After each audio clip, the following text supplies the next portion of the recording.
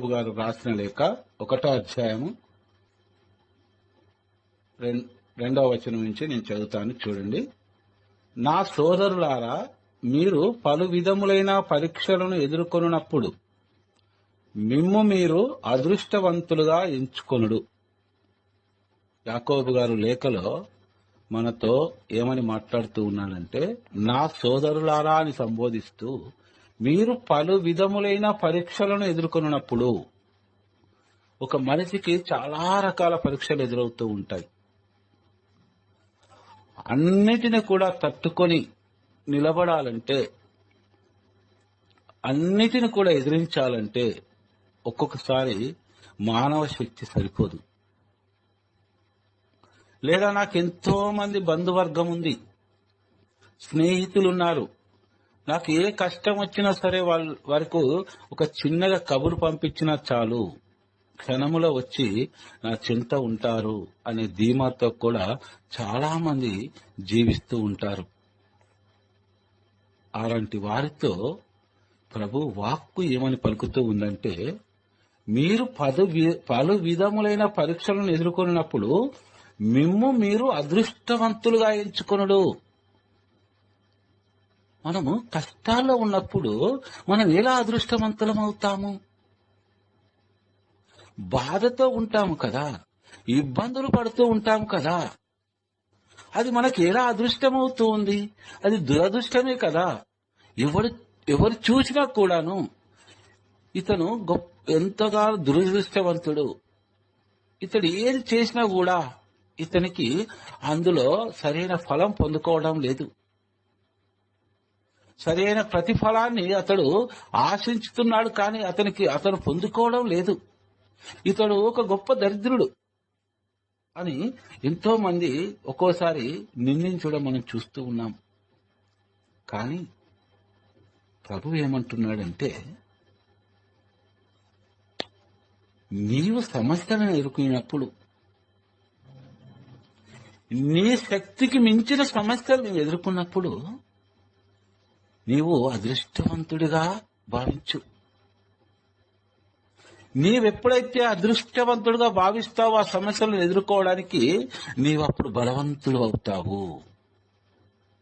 ఆ సమస్యలను ఎదుర్కొంటున్నప్పుడు నువ్వు ఎప్పుడైతే దరిద్రునిగా అనుకుంటావో నీవు బలహీనుడు అవుతావు. చాలా అర్థం ఉందమ్మా ఈ వాక్యంలో. కాబట్టి నేను ఎదుర్కోగలను ఈ సమస్యను, నాలో దేవుడున్నాడు కాబట్టి ప్రతి సమస్యను ఎదుర్కొనుటకు ఆయనే నాకు శక్తిని ప్రసాదిస్తాడు. కాబట్టి నేను అదృష్టవంతుణ్ణి. నాకెంతటి కష్టం వచ్చినా కూడా ఎదుర్కొనే శక్తి ఆయన నాకు ఇస్తూ ఉన్నాడు. కాబట్టి నేనే అదృష్టవంతుణ్ణి అని దేవునిపై నిండు విశ్వాసముతో నీవెప్పుడైతే ప్రార్థిస్తావో నీ అంత అదృష్టవంతుడు మరొకరు లేరంట. ఓకే అమ్మా, ఇది మనందరికీ కూడా బాగా ఆలోచించుకోవాలి.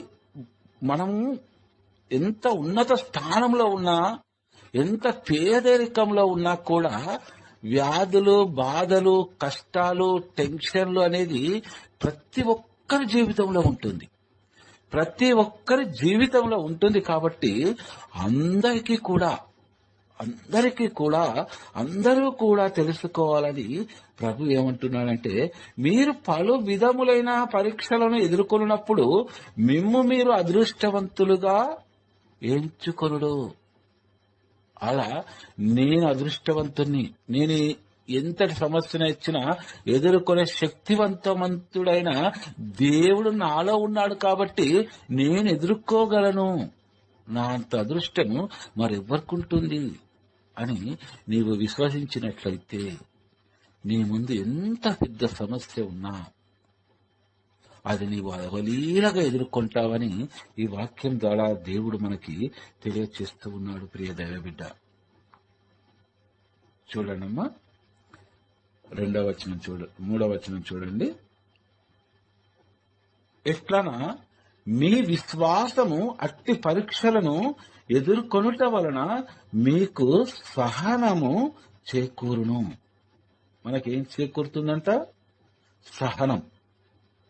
అలాంటి పరీక్షలు మనకు ఎప్పుడైతే ఎదురవుతాయో, మీ విశ్వాసం అట్టి పరీక్షలను ఎదుర్కొనటం వలన మీకు సహనము కలుగును. ఎదుర్కొంటున్నది మానవ మాత్రులుగా మనము అయినా కూడా, కానీ దేవుడి పైన మనకు ఉన్న విశ్వాసమే ఆ పరీక్షలను ఎదుర్కొంటూ ఉంటుందంట. నేను గత వారం మీకు ఒక వాక్యాన్ని తెలియపరిచి ఉన్నాను. నీవు ఎన్నో సమస్యలున్నావని, ఎన్నో బాధలు ఉన్నాయని బాధపడకు బిడ్డ. నీ విశ్వాసమే నీ సమస్యలను, నీ బాధలను ఎదుర్కొని ఖడ్గముగా మారును అని నేను మీకు గత వారం తెలియజేసి ఉన్నాను. మీకు ఎంతవరకు గుర్తుందో నాకు తెలియదు, కానీ ఆ వాక్యానికి అర్థం ఇక్కడుంది. మీ విశ్వాసము అట్టి పరీక్షలను ఎదుర్కొనటం వలన మీకు సహనము చేకూరును. మీరు ఎప్పుడైతే అదృష్టవంతులు, శక్తివంతులని మీరు భావిస్తారో, కష్టాలలో కూడా మీకు ఎంతో ఓపిక, ఓర్పు, సహనము, శాంతి, సమాధానము ఇవన్నీ కూడా ఆ దేవాది దేవుడు మనకు ప్రసాదిస్తాడని చక్కగా మనకు ఆ దేవుడు ఈ వాక్యం ద్వారా తెలియపరుస్తూ ఉన్నాడు. 4వ వచనం చూడండి. మీ సహనము విఫలము కాక తుది వరకు మేము తీసుకొని పోవునట్లు చూచుకొనుడు. అప్పుడు మీరు ఏ కొరతయు లేక పరిపూర్ణులై సమగ్రతను పొందగలరు. మన కష్టం వచ్చినప్పుడో, వ్యాధులు వచ్చినప్పుడో, బాధలు వచ్చినప్పుడో, లేదా ఆర్థిక ఇబ్బందులు వచ్చినప్పుడో ఎంతో భక్తి గలవారముగా కన్నీటితో మోకాళ్ళ ప్రార్థన దైవ సన్నిధిలో చేయటం కాదంట. మరి ఎలా? మీ సహనము విఫలము కాక. మనం 2వ వచనంలో ఎలా అయితే విన్నామో, ఎంతటి కష్టాలు వచ్చినా కూడా నన్ను రక్షించు నా దేవుడు నాలోనే ఉన్నాడు. నాలోనే ఉన్నాడు కాబట్టి నేను అదృష్టవంతుణ్ణి.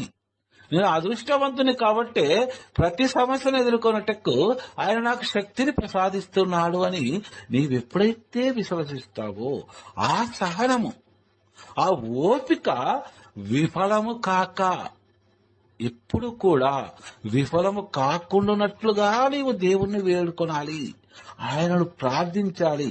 ఎప్పటి వరకు? తుది వరకు. తుది వరకు అనగా మన జీవిత అంతము వరకు కూడా మనలో ఉన్న సఫలము విఫలము కాకుండా ఉండునట్లుగా ఆ దేవుణ్ణి మనం ప్రార్థించాము. కష్టంలో ఉన్నప్పుడు ఆ విధమునే ప్రార్థించాలి. ప్రియ దైవ బిడ్డ, ఈరోజు నేను చాలా సంతోషంగా ఉన్నాను, నాకు ఎలాంటి ఇబ్బందులు లేవు.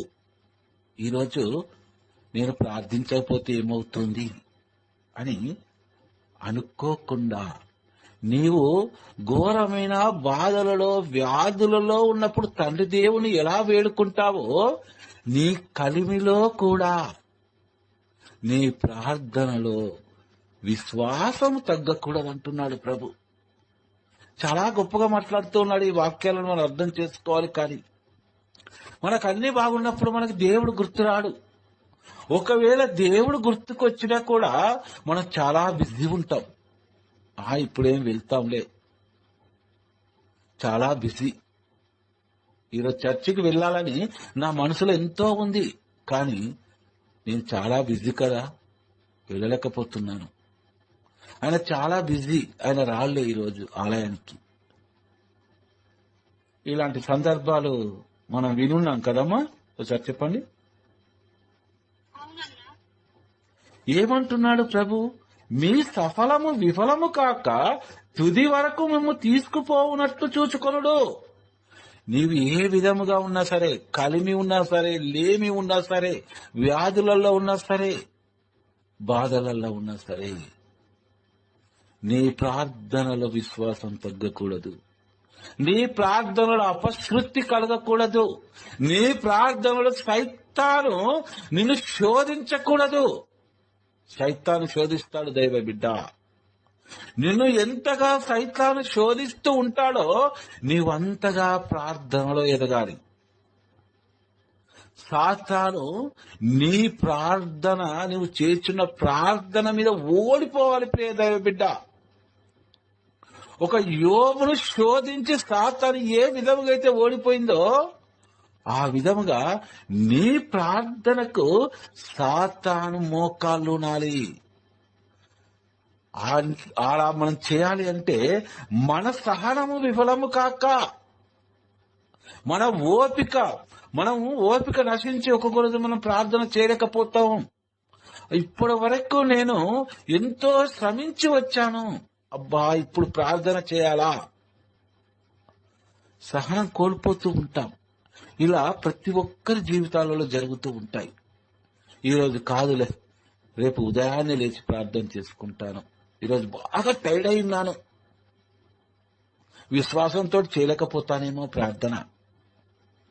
విశ్వాసంతో చేయలేని ప్రార్థన ఎందుకు చేయాలి? రేపు ఉదయాన్నే మైండ్ చాలా ఫ్రెష్గా ఉంటుంది, అప్పుడు చేయొచ్చులే. కాబట్టి ప్రభు ఏమంటున్నాడంటే మీ సఫలం అప్పుడు మన యొక్క సహనము విఫలమవుతూ ఉంది అంటున్నాడు ప్రభు. కాబట్టి మీరు తుది వరకు మీ సహనాన్ని తీసుకువెళ్ళలేరు. ఆ విశ్వాసం అనేది మీరు చూపించలేకపోతూ ఉన్నారు సైతాను శోధన వల్ల. అలా జరగకుండా తుది వరకు మీరు సహనముతో ప్రార్థించుకొనుట చూచుకొనుడు. అప్పుడు మీరు ఏ కొరతయు లేక, గొప్ప మాట ఇది, ఏ కొరత ఉండదు మనకి. ఆధ్యాత్మిక పరంగా కావచ్చు, భౌతిక పరంగా ఈ లోక జీవితంలో కావచ్చు, మనలో సహనం ఉంటే ఏ కొరతయు లేక పరిపూర్ణులై సమగ్రతను పొందగలరు. ఇంత చక్కని మాటలు మాట్లాడుతున్నాడు దేవుడు మనతో ఈరోజు. కాబట్టి ప్రియ దైవ బిడ్డలారా, మనం ఎప్పుడైతే విశ్వాసరహితులుగా మారుతూ ఉన్నామో అప్పుడు ఈ వాక్యాన్ని మనం చదువుకోవాలి.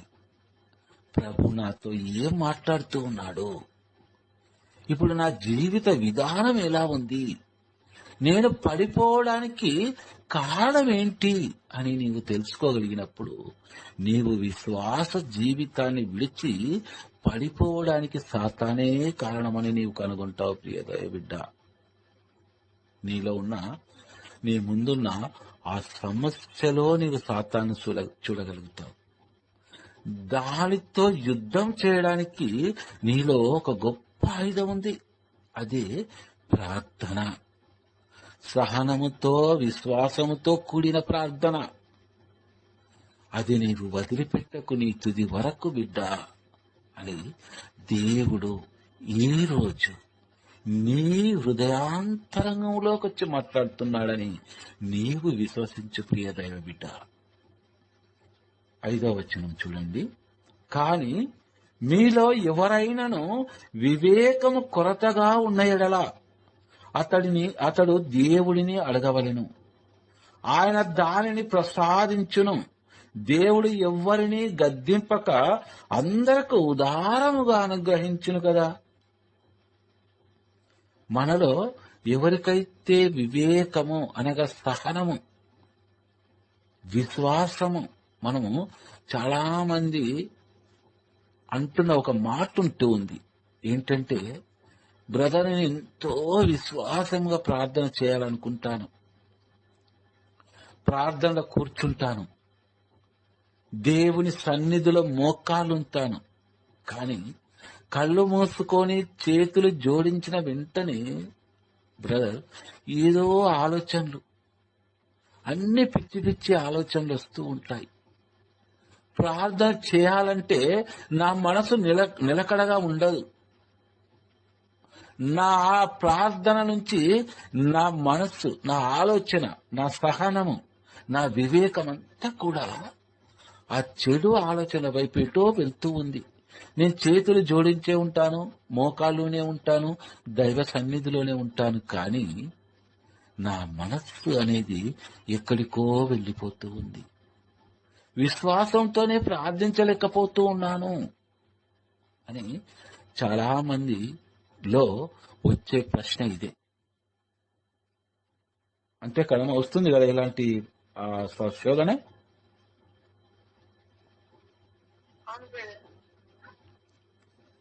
వారితో మాట్లాడుతున్న మాట దేవుడు జాగ్రత్తగా ఆలకించాలి. మీలో ఎవరికైనాను వివేకము కొరతగా ఉన్న ఎడల అతడు దేవుని అడగవలను. ఇప్పుడు నేను మీకు ఏదైతే చెప్పి ఉన్నానో, ప్రభువా ఇవన్నీ కూడా నాలో సంభవిస్తున్నాయి అని ప్రార్థించు. నీ కుటుంబం కొరకు, నీ పొరుగు వారి కొరకు, నేను ప్రార్థించమని అడిగిన వారి కొరకు ప్రార్థించే ముందు, ప్రియ సహోదరి సహోదరుడా, ముందు వీటన్నిటిని కూడా నీ అంతరంగములో నుండి తీసివేయమని దేవుని నీవు ప్రార్థించాలి.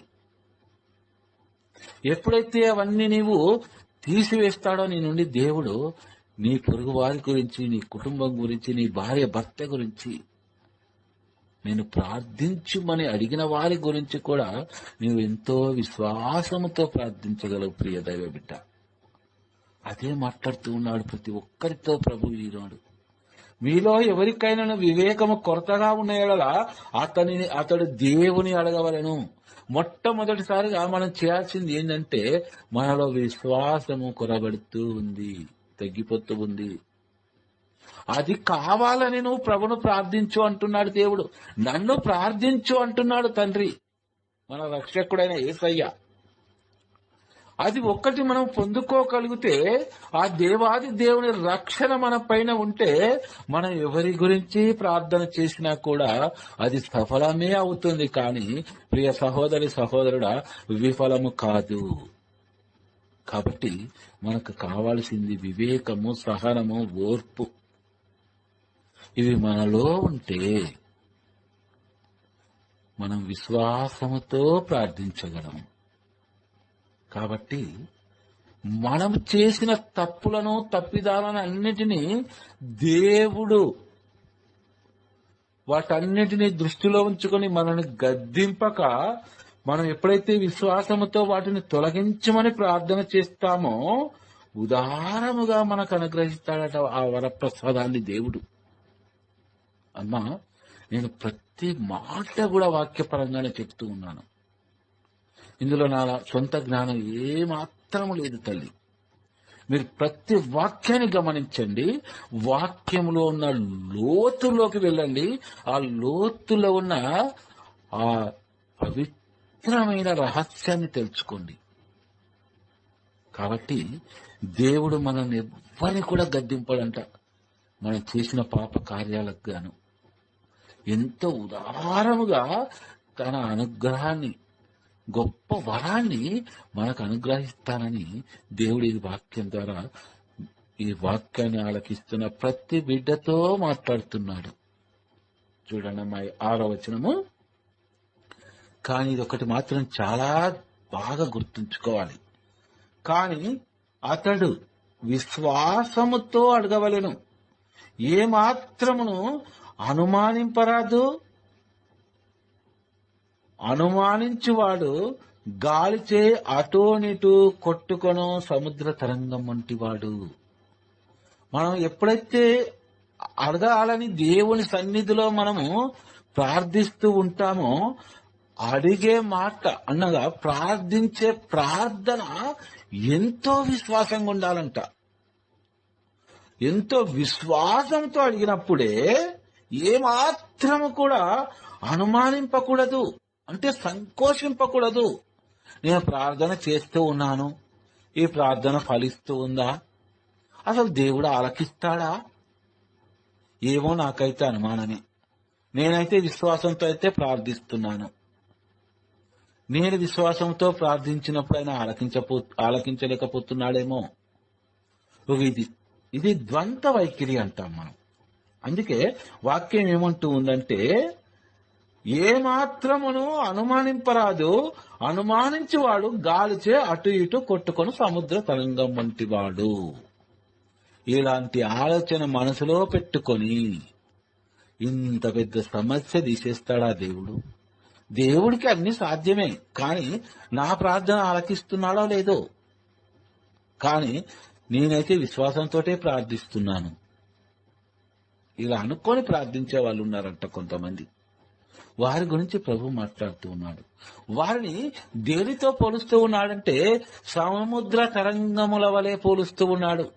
మనం సముద్రం యొక్క ఒడ్డున నిలబడి చూస్తే ఉవ్వెత్తున అలలేస్తాయి, ఆ దరికి రాగానే చల్ల నీళ్ళలో కలిసిపోతాయి. అలా ఉంటుందంట కొంతమంది భక్తి. వారందరితోనే ప్రత్యేకంగా దేవుడు వారితోనే మాట్లాడు మాట ఏంటంటే, మీరు అటు ఇటు కొట్టుకునొచ్చు సముద్ర తరంగముల వలె ఉన్నారు. కాబట్టి అట్టి వారు ప్రభు నుండి ఏమైనా పొందగలనని తలంపరాదు. ఇది 7వ వచనంలో రాస్తూ ఉన్నాడు. అలా ప్రార్థించేవారు నేనైనా దేవుని ప్రతిఫలాన్ని పొందుతానా అంటే మీరు ఏమాత్రం పొందలేరు. దేవుడే చెప్తున్నారు స్వయంగా. అలాంటి వారు ప్రభు నుండి ఏమైనా పొందగలని తలంపరాదు, అస్సలు తలంపకూడదు. అలాంటి ప్రార్థనే చేయకూడదు.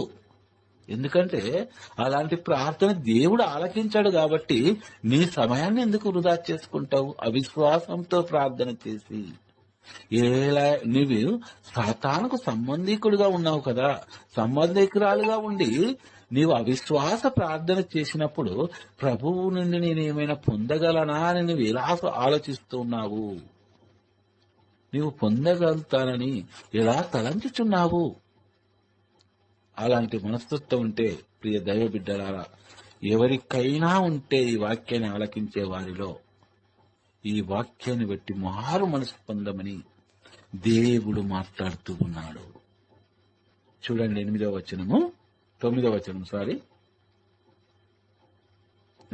వచనం చూడండి. వాడు ద్విమనస్కుడు, చపల చిత్తుడు, వానికి ఏ పని యందు స్థిరత్వం ఉండదు.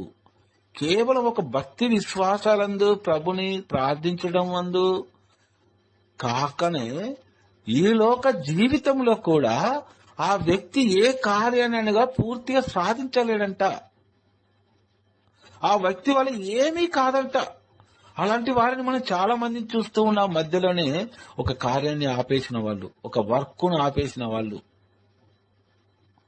అలాంటి వారు ఆధ్యాత్మిక పరంగా కానీ కావచ్చు, భౌతిక పరంగా ఏ కార్యాన్ని చేసినా కూడా వారు ఏమాత్రం విజయాన్ని సాధించలేరు, ఆ కార్యాన్ని పరిపూర్తిగా నిర్వహించలేరు అని 8వ వచనంలో దేవుడు చక్కగా చెప్తున్నాడు.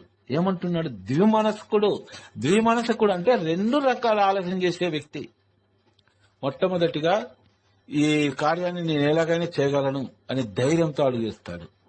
అది సగానికి రాగానే లేదా 75% రాగానే ఆ వర్క్ నా వల్ల ఏమవుతుంది, వదిలేద్దాం అని వదిలేస్తాడు. చపల చిత్తుడు, ద్విమనస్కుడు, వారికి ఏ పని అందులో స్థిరత్వం ఉండదు. అలాంటి వ్యక్తులు ఎక్కడ కూడా రాణించలేరు అని ప్రభు ఈ వాక్యం ద్వారా అలాంటి వారందరినీ కూడా హెచ్చరిస్తూ ఉన్నాడు. 9వ వచనం చూడండి. దీన స్థితిలో ఉన్న సోదరుడు దేవుడు తన కొసగిన ఉన్నత స్థితిని గురించి గర్వింపవలెను. ఇది ప్రతి ఒక్కరికి కూడా వర్తిస్తూ ఉంది మాట.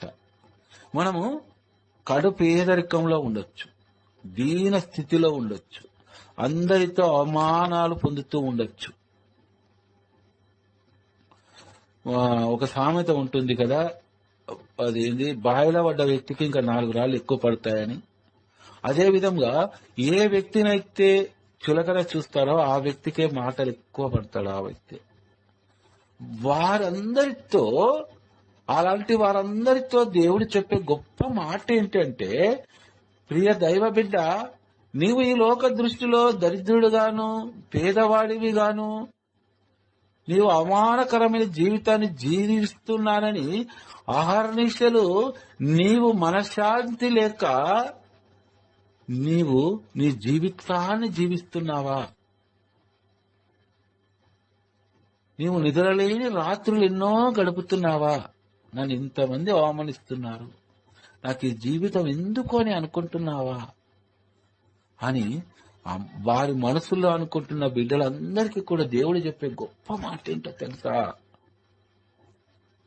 దీన స్థితిలోనున్న సోదరుడు దేవుడు తన కొసగిన ఉన్న స్థితిని గూర్చి గర్వింపవలెను. ఉన్న స్థితి ఎలా ఉంటుంది? దీనుడే కదా అతడు. దరిద్రుడే కదా అతడు. అహర్నిశలు బాధలు అనుభవిస్తున్నాడే కదా. ఉదయం లేచినప్పటి నుండి పడుకునే వరకు రాత్రి వరకు బతుకు పోరాటమే కదా. మరి అలాంటి వాడు ఉన్న స్థితి అలాంటి వాడికి ఎక్కడి నుంచి వస్తుంది అని మనం అనుకోవచ్చు. ప్రియ దైవ బిడ్డ, దేవుడు ఏమంటున్నాడంటే, ఈ దరిద్ర స్థితే నీ ఉన్న స్థితి, అత్యున్నతమైన స్థితి ఈ దీన స్థితి, ఈ కష్టాలే నీ సింహాసనం. సింహాసనమైన కష్టాల మీద నువ్వు కూర్చొని ఉన్నావు. నువ్వు ఉన్నత స్థానంలో ఉన్నావు. నీది ఉన్నతమైన స్థానం. నీ దీన స్థితిలో ఉన్నా కూడా ఎందుకు కష్టాలే సింహాసనముగా కూర్చోమని అంటున్నాడు దేవుడు అంటే, ఆ కష్టాల సింహాసనంపై కూర్చున్నది నీవు కాదు, నీలో ఉన్న నేను. అందరికీ నీవు దీనుడుగా దరిద్రుడుగా కలబడుతున్నావేమో ప్రియ దైవ బిడ్డ. కానీ నన్ను నమ్మి విశ్వసించిన నీలో నేనున్నాను.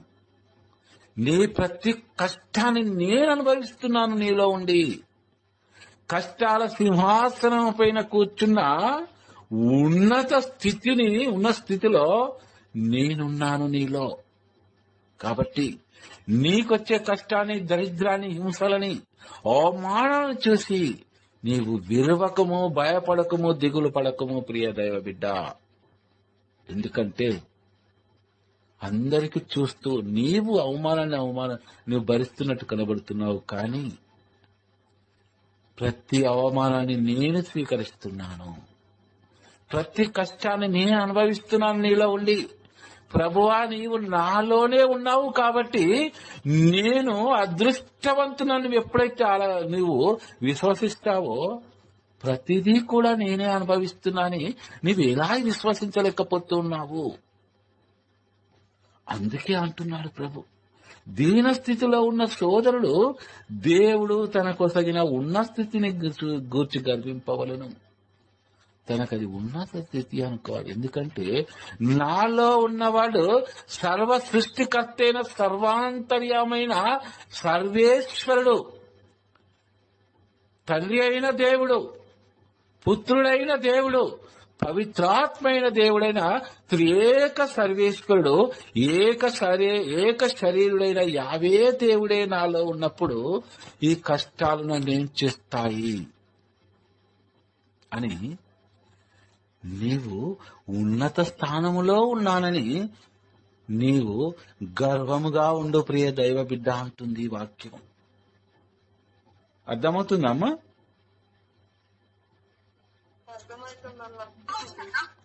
ఓకే, చూడండి 10వ వచనము. ఇది ఇప్పుడు 9వ వచనంలో ఒక పేదవాడు, దరిద్రుడు, దీనుడు గురించి దేవుడు మాట్లాడాడు. 10వ వచనంలో ఎవరి గురించి మాట్లాడుతున్నాడో చూడండి. ధనికుడైన సోదరుడు తన దీన స్థితిని గూర్చి గర్వింపవలెను.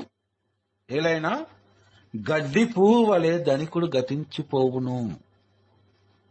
ఈ రోజుల్లో మనం చూస్తూ ఉన్నట్లయితే ఒక దీన స్థితిలో ఉన్న వ్యక్తి దైవానుగ్రహం వలన ఒక ఉన్నత స్థానంలో ఉన్నప్పుడు, ఆ దేవుడు ఉంచినప్పుడు, ఆర్థిక పరంగా కావచ్చు, దేని పరంగా అయినా ఒక ధనికుడిగా ఉంచినప్పుడు అతనిలో గర్వము పెరుగుతూ ఉందంట. ఏ దీనస్థితినైతే తను ఒక ధనికుడిగా ఉన్నాడో ఆ దీన స్థితిలో ఉన్న మరో వ్యక్తిని చూసి హేళనగా మాట్లాడుతూ ఉన్నాడంట. కానీ అలా మాట్లాడకూడదు అంటున్నాడు దేవుడు. ఏమంటున్నాడు? ధనికుడైన సోదరుడు తన దీన స్థితిని గూర్చి గర్వింపవలెను. ఒకప్పుడు నేను ఎలా ఉన్నాను, ఏ స్థాయి నుంచి ఏ స్థాయికి నన్ను దేవుడు తీసుకువెళ్ళాడు, నేను మొదట ఉన్న స్థాయి ఏంటి, నా పూర్వపు జీవిత విధానం ఎలా ఉండేది. నీవు ప్రియ దైవబిడ్డ, నువ్వు ఎంత ధనికుడివైనా, ఎంత సంపాదించినా, నీ చెంత ఎంత ధనమున్నా కూడాను నీ దీనస్థితిని గురించి, ఒకప్పుడు నీవు దీనస్థితిలో దేవుడే నాలో ఉన్నాడు. ఒకప్పుడు నేను కష్టాల సింహాసనం పైన కూర్చోమన్నాడు దేవుడు. కూర్చున్నది నేను కాదు, ఆ దేవుడే కూర్చున్నాడు. కాబట్టి ఆయన నాలోనే ఉన్నాడని నేను నిన్ను మనసుతో విశ్వసించాను. కాబట్టి ఈ రోజు నన్ను అందరిలో పైకెత్తాడు దేవుడు. అందరిలో పైకెత్తాడు. అందరూ నా వైపు చూసే విధంగా నన్ను ఒక గొప్ప వ్యక్తిని చేశాడు ఈరోజు. కాబట్టి నా దీన స్థితిని, నేను కష్టాల సింహాసనం పైన కూర్చున్న ఆ సమయాన్ని ప్రభువా ఈ రోజు నేను గుర్తుంచుకుంటున్నాను తండ్రి. ఆ దీనహీన పరిస్థితిలో దరిద్రులుగా ఉన్న వాళ్ళందరినీ కూడా తండ్రి, ఇది నీవు నాకు ప్రసాదించిన ఐశ్వర్యము, ధనము. కాబట్టి ప్రభువా వారిని నా తోటి సోదరులుగా నేను చూడాలనుకుంటున్నాను అనే వారు చాలా తగ్గింపుగా ఉండి మొత్తానికి లేకుండా పోయి వారు ఒక ఉన్నత స్థానమును బట్టి గర్వపడుతూ ఉన్నారట. వారికి ఉన్న ధనాన్ని బట్టి విర్రవీగుతూ ఉన్నారట. వారికి ఉన్న ఆస్తి ఐశ్వర్యాలు వారిలో గర్వాన్ని పెంచుతున్నాయంట. ఎదుటి వ్యక్తిని చులకనగా చూస్తూ ఉన్నారంట. కానీ దేవుడు అంటూ ఉన్నాడు, ఒకప్పుడు నీవు నీలో నన్ను ఆహ్వానించావు, నీ హృదయ నిండా నన్ను ఉంచుకున్నావు. కాబట్టి నీకు ఎంతో ఆశీర్వాదాన్ని ఇచ్చాను. కానీ ఈరోజు అది నీవు మర్చిపోయావు, నన్నే మర్చిపోయావు నీవు. కాబట్టి నీ గతి ఏమవుతుంది అంటే, గడ్డి పువ్వు వలె నీవు వాడిపోవు గతించి రోజులు వస్తూ ఉన్నాయి. నీ గర్వం నిన్నే తినివేసే రోజు వస్తూ ఉంది అని ప్రభు హెచ్చరించే రోజులు వస్తూ ఉంటాయి. ప్రియదైవ బిడ్డ, నీ దీన స్థితిని నీవు అనుక్షణము తలంచుకొని నీవు గర్వింపవలను. కానీ నేను ధనికుడను అయ్యాను అనే గర్వము, అహంకారం నీలో రాకూడదు అని ఈ వాక్యంతో దేవుడు మనతో చాలా చక్కగా మాట్లాడుతున్నాడు దైవ బిడ్డ. కాబట్టి ఈ రోజుల్లో మనం ఎంతో మందిని చూస్తూ ఉన్నాం. దీనుడుగా ఉన్నవాడు ధనవంతుడైనప్పుడు అతడు ఎంత గర్విష్ఠుడుగా మారుతూ ఉన్నాడో మనం నేటి కాలంలో మనం చూస్తూ ఉన్నాం. దేవుణ్ణి మర్చిపోతూ ఉన్నాడు. ప్రార్థన చేయడానికి నాకు సమయం లేదు అంటున్నాడు. ఈరోజు దేవుని పూర్తిగా విస్మరించే వారికి పట్టు గతి ఏంటి అంటే, గడ్డి పువ్వు వలె వాడు ఎండిపోవును, ఆ రోజులు వస్తాయి అని హెచ్చరిస్తూ ఉన్నాడు. బిడ్డ, ఈ రోజు మనకున్న స్థానం ఏంటి, స్థాయి ఏంటి? ప్రార్థనకు ముందు మనం ఏ విధంగా ఉన్నాము? దేవునిలో మనం ఉన్నప్పుడు, దేవుడే మనలో ఉన్నప్పుడు మన జీవిత మార్పు ఎలా జరిగింది? రేపు దేవుడు మనకు ఐశ్వర్యాన్ని ఇస్తే మనం మారుతామా? మారితే మన గతి ఏమవుతుంది అనేది ఈ వాక్యం ద్వారా సుస్పష్టముగా దేవుడు మనతో మాట్లాడుతూ ఉన్నాడు. ప్రియ దైవ బిడ్డ, చూడండి అమ్మా, 12వ వచనం చూడండి. శోధనకు గురి అయినను విశ్వాసము కోల్పోని వ్యక్తి ధన్యుడు. ఏలైనా పరీక్ష యందు అతడు ఉత్తీర్ణుడగుటతో అతనికి జీవ కిరీటము ప్రసాదించబడును. అది తనను ప్రేమించే వారికి దేవుడు వాగ్దానం వచ్చిన బహుమానము. చూడనమ్మా, చక్కని వాక్యం ఇది. 12వ వచనం, మనకు శోధనలు వస్తాయి అంటున్నాడు ప్రభు. శోధనకు గురి అయినను విశ్వాసము కోల్పోని వ్యక్తి ధన్యుడు. ఏలైనా పరీక్ష యందు అతడు ఉత్తీర్ణుడగుటతో అతనికి జీవ కిరీటం ప్రసాదించబడును. అది తనను ప్రేమించిన వారికి దేవుడు వాగ్దానము ఓనార్చిన బహుమానము.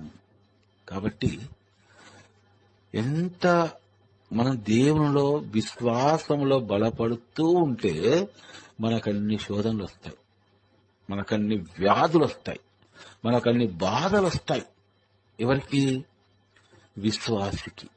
కానీ దేవుడు నీ ద్వారా నీవు ఏ బిడ్డకైతే ప్రార్థన చేస్తావో, ఏ బిడ్డైతే ప్రార్థన చేయమని నిన్ను అడుగుతూ ఉందో, ఆ బిడ్డకు నీవు విశ్వాసంతో ప్రార్థన చేస్తే నీ ప్రార్థన ఆలకించి ఆ బిడ్డకు స్వస్థం ప్రసాదిస్తాడు దేవుడు. అప్పుడు ఈ విశ్వాసకి ఒక ఈర్ష్య అనేది వస్తూ ఉంది. ఎలా అంటే, ప్రభువా, నేను ఎంతో విశ్వాసముగా ప్రార్థిస్తూ ఉన్నాను, నా కుటుంబం గురించి ప్రార్థిస్తున్నాను, నా పిల్లల గురించి ప్రార్థిస్తున్నాను, నా భర్త గురించి ప్రార్థిస్తున్నాను, కానీ నా కుటుంబంలో, నా గృహంలో కష్టాలు తొలగడం లేదే. కానీ నేను ఎవరి గురించి అయితే ప్రార్థన చేయమని నన్ను అడిగారో వారి గురించి నేను ప్రార్థన చేస్తే వారి కష్టాలు తీరుతూ ఉన్నాయి. నా ప్రార్థన ఆలకిస్తూ ఉన్నావు ప్రభువా. వారి గురించి ప్రార్థన చేసినప్పుడు నా ప్రార్థన ఆలకిస్తున్నావు, కానీ నా గురించి నేను ప్రార్థన చేసుకున్నప్పుడు నా కష్టాలు నువ్వెందుకు ఆలకించడం లేదు అని కొందరిలో ఈ యొక్క అనుమానం, ఈ యొక్క అవిశ్వాసమైన దేవుని ప్రార్థించడం జరిగింది. అప్పుడు దేవుడు విశ్వాసికి తెలియపరచు గొప్ప వాక్కు ఏంటంటే, నీ ప్రార్థన కూడా ఆలకిస్తున్నానని నీకు తెలియాలంటే ప్రియ దైవ బిడ్డ, నీవెవరి గురించి అయితే ప్రార్థన చేస్తున్నావో ఆ బిడ్డ స్వస్థ అవుతుంది. చూడండి, ఆ బిడ్డ స్వస్థ అవుతూ ఉంది అంటే ఆ ప్రార్థన ఆలకించిన నేను నీ ప్రార్థన ఆలకించడం లేదని నీవు ఎలా అనుకుంటున్నావు? చక్కని మాట మాట్లాడుతున్నాడు దేవుడు. కాబట్టి నాకింతకంటే గొప్ప బహుమానం ఇవ్వబోతున్నాడేమో తండ్రి. ఆ దేవాది దేవుడు ఈ రోజు నా కష్టాన్ని బట్టి నేను అడుగుతున్నానేమో, ఇది తీరడం లేదంటే నా ప్రార్థన ఆలకించడం లేదని కాదక్కడ. ఇంతకంటే అమూల్యమైనది, విలువైనది, గొప్ప బహుమానాన్ని ఆ దేవాది దేవుడు నాకు ఇవ్వబోతున్నాడేమో అని మనం ఎందుకు ఆలోచించలేకపోతున్నామని దేవుడు ఈ రోజు విశ్వాసముతో ప్రార్థన చేస్తున్న ప్రతి బిడ్డను కూడా అడుగుతూ ఉన్నాడు. ప్రియ సహోదరి సహోదరుడా, ఈ వాక్యం అది మన గురించే రాస్తూ ఉన్నాడు. ప్రతి విశ్వాసి గురించి రాస్తున్న వాక్యం ఇది. శోధనకు గురి అయిన విశ్వాసము కోల్పోని వ్యక్తి ధన్యుడు. ఏలైనా పరీక్షయందు అతడు ఉత్తీర్ణుడవుటతో అతనికి జీవ కిరీటము ప్రసాదించబడును. అది తనను ప్రేమించు వారికి దేవుడు వాగ్దానమునర్చిన బహుమానము. చాలా గొప్ప మాట ఇది. ఏ విశ్వాసైన ప్రార్థన విశ్వాసంతో చేస్తున్నప్పుడు కష్టాలు రోజు రోజుకి ఇంకెక్కువ అవుతూ ఉంటాయో దేవుడు నీ ప్రార్థన అంతగా ఆలకిస్తున్నాడని విశ్వసించు దైవ బిడ్డ. కాబట్టి మనకు దేవుడు జీవ కిరీటం ఇవ్వడానికి సిద్ధపడ్డాడు. ఆయన సిద్ధంగా ఉన్నాడు నీకు నాకు జీవ కిరీటం ఇవ్వడానికి. ఈ అశాస్త్రమైన స్వస్థలు జీవ కిరీటం ముందు సరి సమానమా? ఒక్కసారి ఆలోచించు ప్రియ దైవ బిడ్డ. అది తనను ప్రేమించే వారికి దేవుడు వాగ్దానం అనొచ్చు బహుమానము అంటున్నాడు. ప్రియ దైవ బిడ్డ, నేను నిన్ను ప్రేమిస్తూ ఉన్నాను. ఒక కష్టంలో నేను స్వస్థ పొందితే మరో కష్టం రావచ్చు, కానీ నీవు ఏదైతే కోరుకుంటున్నావో అది కాదు. నీవు ఊహింపలేనిది, నీ ఊహకందనిది నేను నీకు ఇవ్వబోతూ ఉన్నాను. అదే జీవ కిరీటము. నేను నిన్ను ప్రేమిస్తున్నాను కాబట్టి నీకు నేను వాగ్దానం చేస్తూ ఉన్నాను, జీవ కిరీటం ఇస్తానని. చాలా గొప్ప మాట అమ్మా ఇది. ఈ వాక్యాన్ని మనం చదవగానే సరిపోదమ్మా. వాక్యాన్ని అర్థం చేసుకుంటే దేవుని స్వరాన్ని మనమందరం కూడా వినగలుగుతాము. సర్వ సృష్టికర్త అయిన సర్వేశ్వర, లోక పాపరహితుడా, యేసుక్రీస్తు నాథా, మా రక్షకుడు అయిన తండ్రి, ప్రభువా, నా నోటిలో నుండి వెలువడిన ఈ నీ యొక్క వాక్కు, నీ సువార్త తండ్రి, ఆలకించిన ఈ బిడ్డ హృదయాలందరి హృదయాలలోనికి ప్రభువా నీవు చేర్చి ఉన్నావని, ప్రభువా ఆలకిస్తున్న ఈ బిడ్డలందరి హృదయాంతరంగాలలో నీవే ఉన్నావని నిండు మనసుతో విశ్వసిస్తున్నాను తండ్రి. ప్రభువా, మాలో తప్పులు తప్పిదములు, మేము పాపులము అన్నీ ఉన్నాయి తండ్రి. తండ్రి మా ప్రతి పాపాన్ని, మా ప్రతి తప్పిదాన్ని మన్నించు తండ్రి. రక్షకుడా, మా ప్రార్థన ఆలకించు తండ్రి. ప్రభువా, మా మీద నీవు కోపపడువాడవు కానని నీవు ఈ వాక్యం ద్వారా పలికి ఉన్నావు తండ్రి. ప్రభువా, నిన్ను మనసుతో నిన్ను ప్రార్థించి తండ్రి నిన్ను కీర్తించి గణపరచు మహిమపరచు భాగ్యాన్ని ఆ భాగ్యమైన మా అందరికీ దయచేయి తండ్రి. మా రక్షకుడైన యేసయ్య, ఈ వాక్యాన్ని ఆలకిస్తున్న ప్రతి బిడ్డ గృహంలో తండ్రి నీవు కొలువున్నావని నిన్ను మనసుతో విశ్వసిస్తూ నిన్ను వేడుకుంటున్నాము తండ్రి. ప్రభువా, మా అందరిలో ఉన్న వ్యాధి బాధలను తీసివేయి తండ్రి. ముఖ్యముగా తండ్రి, సాతాను జయించే శక్తిని పవిత్రాత్మ ద్వారా మాకు ప్రసాదించు తండ్రి.